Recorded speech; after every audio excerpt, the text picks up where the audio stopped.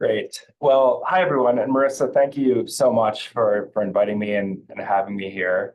Um, you said expert up front. I don't know if I'm that, but I'm definitely a guest, and thank you for that. So I am going to share my screen. I do have some content to walk through, but I'm very much looking forward to the discussion at the end. And like Marissa said, the content will probably run, I don't know, 20 to 30 minutes.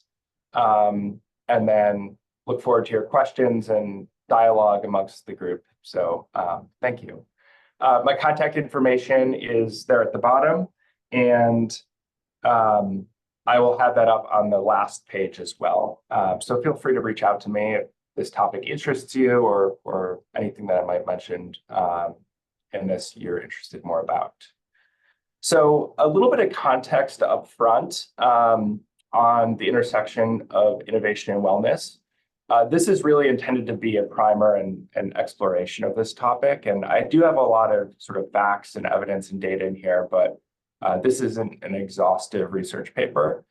And the reason for that is this is a pretty new topic. Just in the last 20 years or so, I don't get into this history a bit, but there's been efforts to really formalize the link between wellness and innovation, which makes this even more fun and certainly a dynamic topic to explore.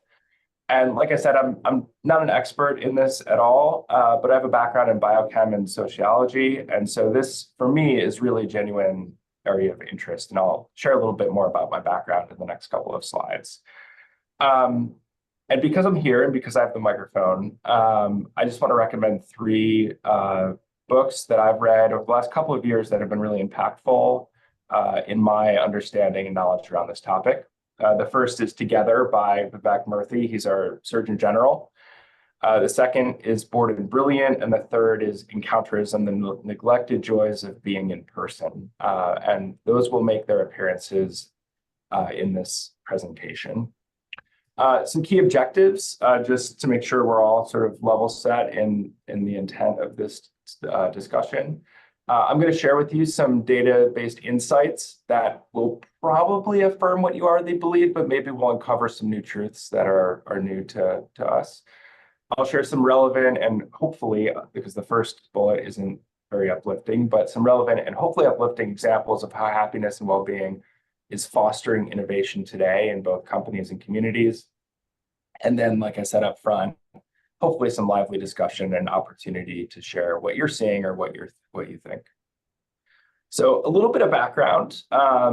I studied sociology and biochem at John Carroll University, had the opportunity to attend grad school at Drexel, and then did a semester abroad and a leadership exchange in Germany at WHU. And those experiences collectively really gave me insight into the sciences, made me fall in love with learning, which happened for me a little bit later in life, and then taught me what it was like to be part of a team. Some early career opportunities I had with Liberty Business Strategies, the Cleveland Clinic, and the William Penn Foundation taught me how to take those scientific learnings and communicate them to others. Certainly taught me how to balance my time and taught me what it was like to be part of an organization, not just a team. And then later in my career, as I kind of transitioned from those experiences into where I've spent most of my time, I had the opportunity to work with Pratt & Whitney for about 11 years, was a Aspen Institute fellow in 2020 and 2021, spent some time with Starbucks Corporate, and am presently working for RTX, based in Farmington, Connecticut. And collectively, those experiences really gave me a lens of what it means to innovate at scale in large companies, certainly personally taught me how to juggle, and then taught me context for what both wellness, well-being. I did not. And Danielle, you might have to go on mute. What wellness, well-being, and innovation means as part of a larger puzzle of how organizations work together and as individuals work independently. But some more fun stuff about me. That is a random picture of a 3-month-old. I don't know who that is. No, I'm just kidding. My wife and I welcomed our first child into the world just a few months ago.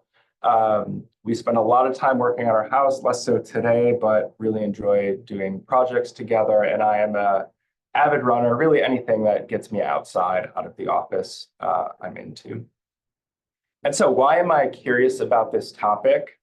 I'm starting off with a personal belief, and I'll shift quickly into the data behind the science here. But I believe that the full capability of human potential, both us as individuals and together in groups and teams, can only be achieved when well-being is prioritized. And prioritization of well-being means different things to different people, and we'll explore that a little bit. But this is sort of the basis of my curiosity. And so up front, just some quick definitions and assumptions. Innovation, I'm defining as a new method or idea, and I am not going to differentiate between innovation and invention. It's not really relevant here, and both are important to business organizations in our society as a whole. Well-being, I'm defining as the state of being happy, healthy, or prosperous. And for the purposes of this discussion, I'm not going to differentiate between happiness and health, mental and physical. All of those things are important. And then finally, and this is probably the most important thing to understand as I move into the content here, there's an underlying assumption as part of this discussion that you can be innovative and not happy. You can be happy and not innovative, but when you're both, you can do more. And all of this to say, when exploring this intersection, the whole of the two is greater than the sum of the parts. So let's dive in, and I'm going to warn you, the next few charts are a little bit pessimistic, but they're rooted in reality, and I'm going to turn the page and uplift the conversation in probably 5 or 7 minutes. So some history first, like I mentioned up front, there's really been limited research establishing a formal link between innovation and well-being. It became a pretty relevant and popular topic of study in the late 2000s. But until that point in time, health and well-being was discussed as something that enabled people to participate in work, and not something that supported and enabled the workforce that was already in the ability to work and perform. However, those two pieces separated, there's been a ton of research over time, thinking about individual well-being, income, psychosocial needs, social well-being, and then aggregate level, GDP growth of countries, social membership, happiness indices. There's been a depth of research in both topics, and that has really enabled researchers to begin designing meaningful data studies to bring those two things together. And so what have we learned? Well, the social science has really unearthed a ton of different research domains focused on driving productivity and engagement in the workforce, with the underlying assumption that a happy and engaged workforce would drive productivity and growth. But is that true? Well, here's what we've learned on a macro view of the world. And it became really clear that gross domestic product, or the most commonly used variable to understand the size and productivity of a country, was a variable that definitely impacted overall happiness. So our advanced economies, when we look across the world, are generally happier than emerging or developing economies.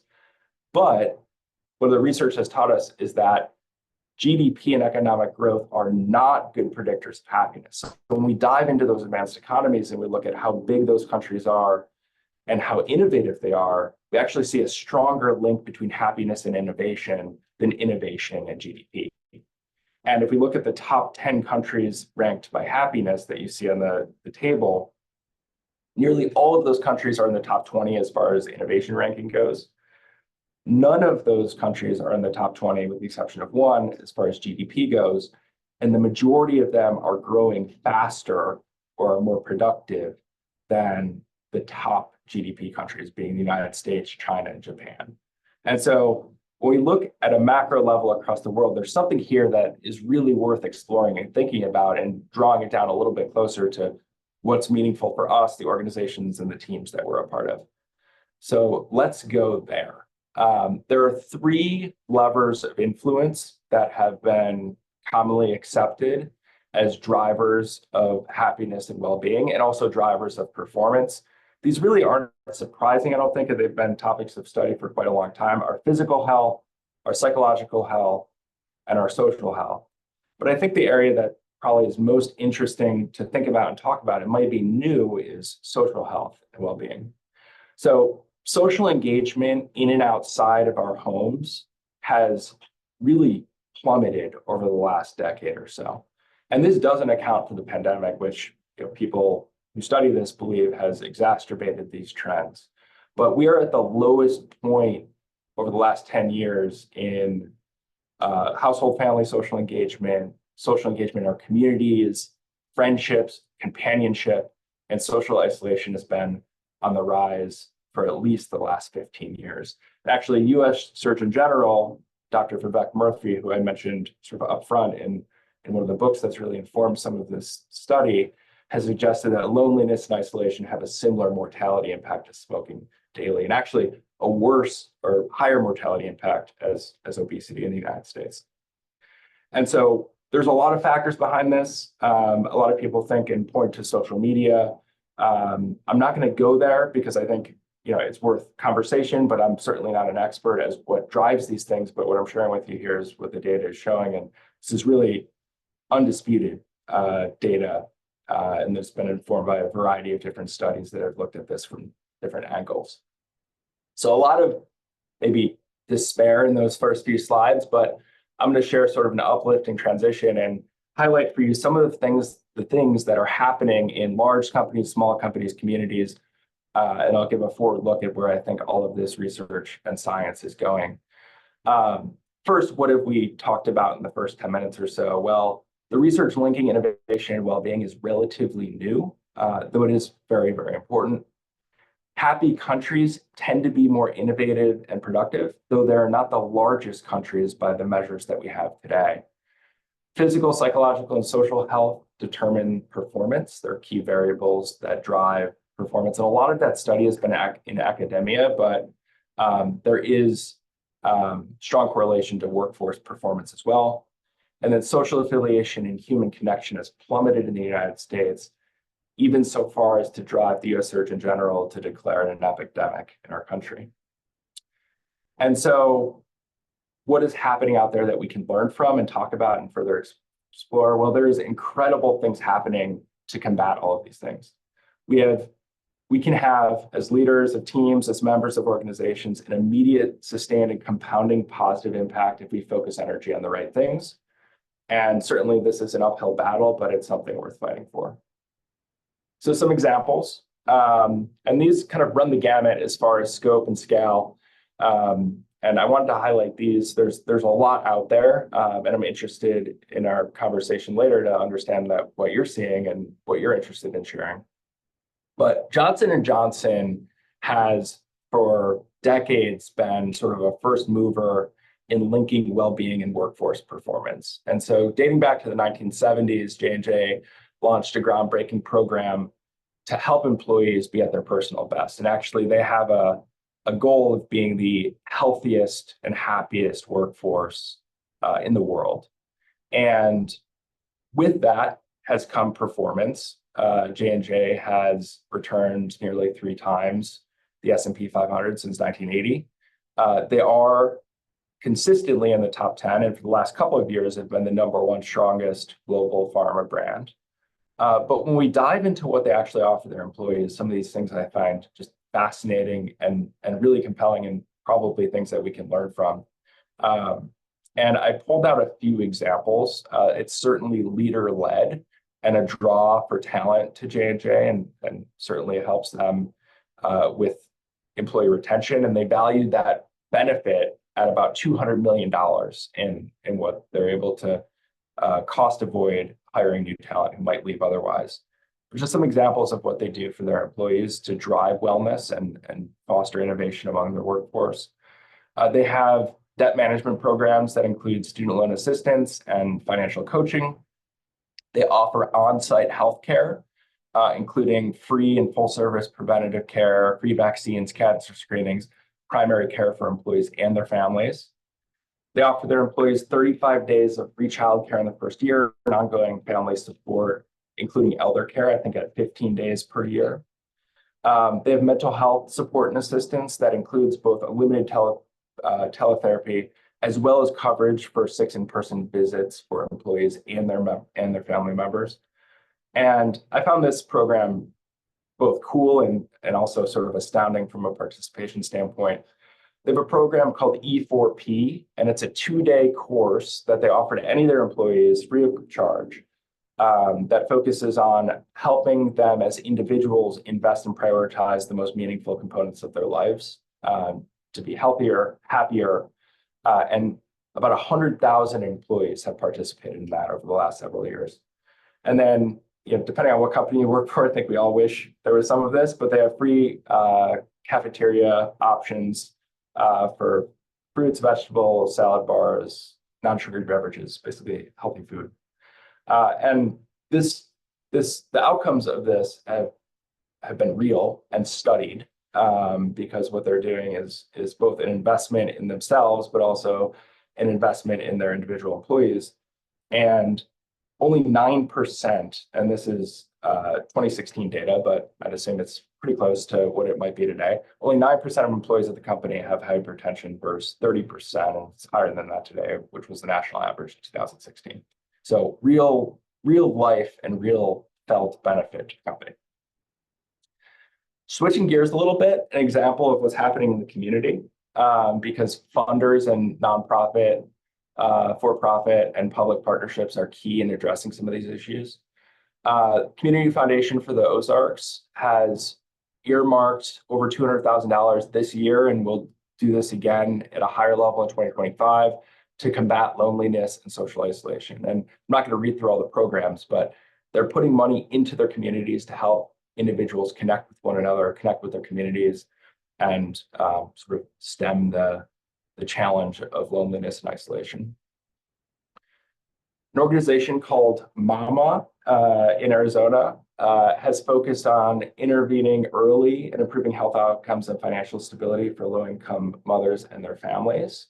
The reason this is important is kind of twofold. The first is the United States spends significantly more on healthcare per person than other countries, but the outcomes of health and well-being are far worse than other countries who spend less that might be in our same peer set. So when it comes to GDP and growth and where countries are able to put their dollars, just imagine countries like Japan, Italy, the UK, France, Canada that you see on the chart in the upper left, and what they're able to do with the dollars that the United States might be spending on healthcare. That goes to social programs. It goes to things that support their populations in different ways. The second reason it's important is maternal health is a key driver for all recognized social determinants of health defined by the US DHHS. Those include economic stability, education access, equality, healthcare access, neighborhoods and built environment, and social and community context. And so this program has connected mothers and families with community resources, not only to help them financially, but also connect them to the community and with other people. And this has driven enormous change in Pima County, Arizona. Has been benchmarked across the state and is starting to spread more broadly. An example for, I love this, there's a supermarket in the Netherlands called Jumbo, and they introduced a slow checkout lane for seniors, or probably anyone who just want to slow down and talk with someone while they're shopping.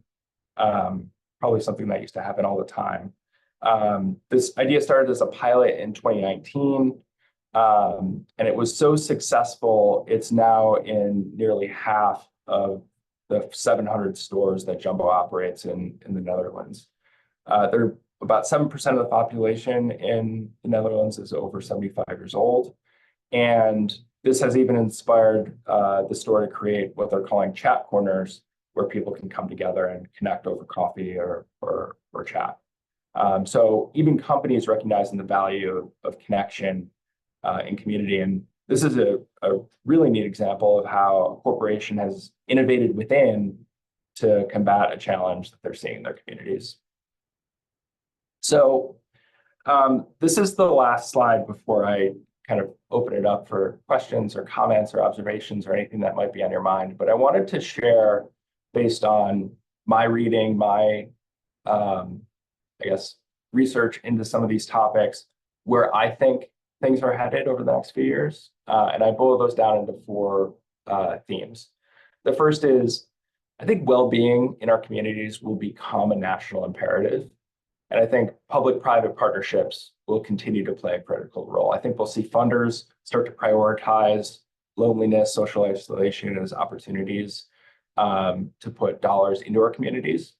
I think we'll see companies step up and take a similar role in partnering with the communities that they support or communities where they have employees.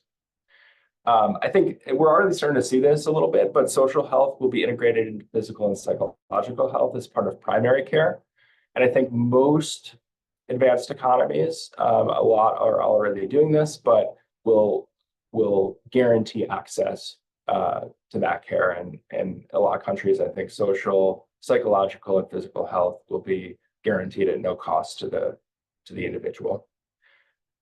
Three, I think large firms, large corporations will start to see an innovation drain with people becoming increasingly stressed physically, mentally, socially, and will attempt to curtail that with advanced automation and AI. I think we're already seeing that in a lot of companies. But I think eventually those firms will recognize that those solutions are enablers of a human workforce. And in order to fully enable that workforce, they need to be invested in themselves as individuals and as teams. And then four, and this might come a little later, I think a new generation of activist investors, shareholder advocates, and customers will begin to shape societal and environmental priorities of companies. But I think sometimes that may be and will be misinterpreted due to algorithmic filters. So I think we need to continue to focus on research, what the data is telling us, what the data is showing us, and use sort of social input as exactly that, as an input, and not sort of the basis for decision making. And so I know that was a little bit heady, but it is a really, really important topic, and one that I, as a leader at a company, am invested in and will continue to explore. I think it has a direct benefit on the bottom line of companies, as well as the employees who will either be retained by that firm or go on and do other things at other organizations. And there's a net positive at a relatively low price point for any organization, company, or community that chooses to invest in this. So with that, thank you. Hopefully I didn't lose you in some of the data, but really appreciate the time and look forward to either answering any questions or just hearing and learning from you. Thank you so much, Jack. So I know that for me, I spend so much time thinking about professional wellness and organizational well-being, and some of that data and some of the innovation that we're seeing related to well-being are things that I haven't seen yet. So thank you for sharing some really interesting tidbits. I would love to hear from folks if they have any reactions, but I have to pause the recording first. So just give me 1 second to do that. Before we get off, Jack, in your workplace, as a leader in your organization, how do you see some of these things working or not working? And how do you prioritize well-being in your leadership practice to be able to increase innovation, but also to support your people? Well, I'll start with maybe what I see working and not working. One of the things that I noticed is benchmark around employee benefits is traditionally aligned with the industry that the company operates within. So when we think about attracting and retaining talent, typically the sphere that we draw around our organization is peer companies, maybe customers, maybe suppliers. And the fight for talent extends usually beyond that, especially in a knowledge economy. And so I would challenge any company thinking about the benefit suite that they offer their employees to think about the companies that they want to hire employees from, or where their future employees might be considering going elsewhere. And it probably is not just limited to your industry. And so if we look beyond our industry bounds, I think we would challenge the benefits that we offer our employees. There are some leaders, and we often see those in tech. Biopharma is a close follower, but our more traditional industries, finance, manufacturing, I think are laggards in the type of benefits they offer their employees. The second part of your question around my leadership practice, I'll share my own personal side and then what I attempt and try to do for my team.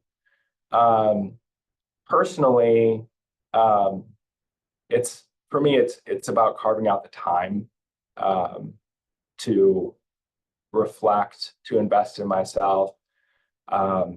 Bored and Brilliant is a book that's really affected me in a positive way around the importance of disconnecting and just having like that quiet peace to think. It's really hard for me to slow my brain down and for me to disconnect. And I feel like I'm kind of always working, but I don't hate it. But when I do take that time, I always feel better and I'm more productive. And so it's a constant challenge for me, but one that I continue to remind myself is worth fighting for. I think where I'm better is what I try to do for my team and for the organizations that I'm a part of. And I like this might sound kind of like cliche, but I truly care about the people that I work with and work for me. Like I prioritize their well-being over their productivity.